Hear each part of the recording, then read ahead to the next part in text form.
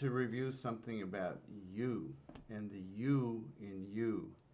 What I mean by that is I deal with entertainment people, models, actors, and a lot of times people aren't sure whether people like them for them or because of the associations they have. My office is in Beverly Hills. I live in West Hollywood. When I travel around, I meet people, and a lot of folks are like, oh my God, I want to come see you. I wanted this, I wanted that.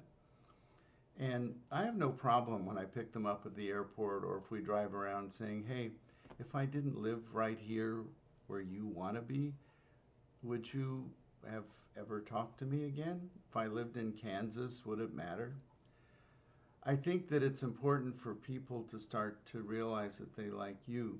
I'm aging, and there's a lot of times I sit here and I wonder, why does anybody want to spend any time with me? I have college students. I teach at a university, Mount St. Mary's University. A lot of my students, it's really great. Like today, it was a small class, only 8 students, but a number of them came up afterwards and like, what do you think about this? What do you think about that? And I thought, that's pretty cool. They're looking at me, not at me, not the old guy they see in front of them, but the wisdom, the intelligence, the whatever I have to offer.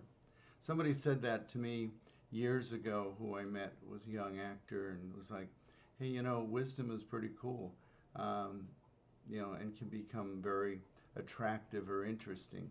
So a lot of times we get to know people not because of the way they look or how much money they have or what type of car they drive. When you die, there was a poem that I saw when I was teaching elementary school years ago, and it was on the wall of the principal's office. And it said, remember, when you die, the legacy you leave is not just how many cars you owned, how many degrees you had, how many bedrooms and bathrooms your house had, how many square foot your house was.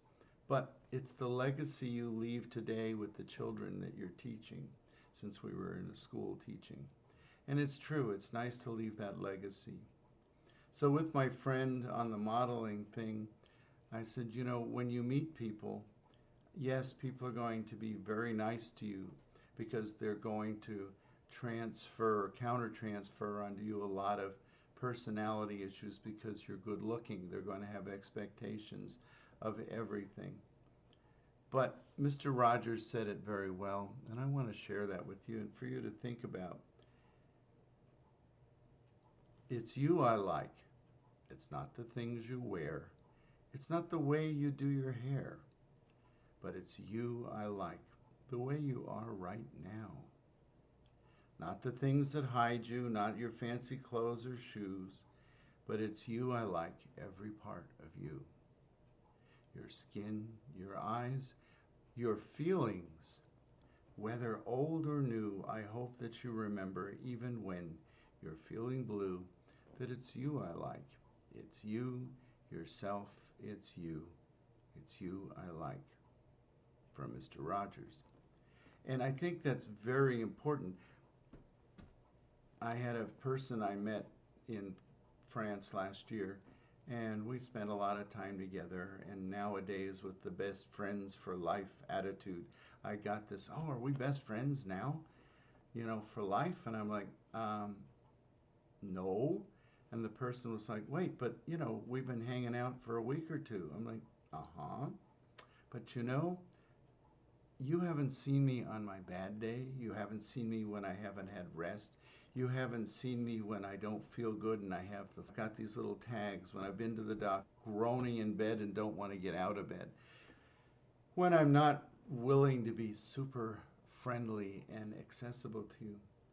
And then let's see if you still like me.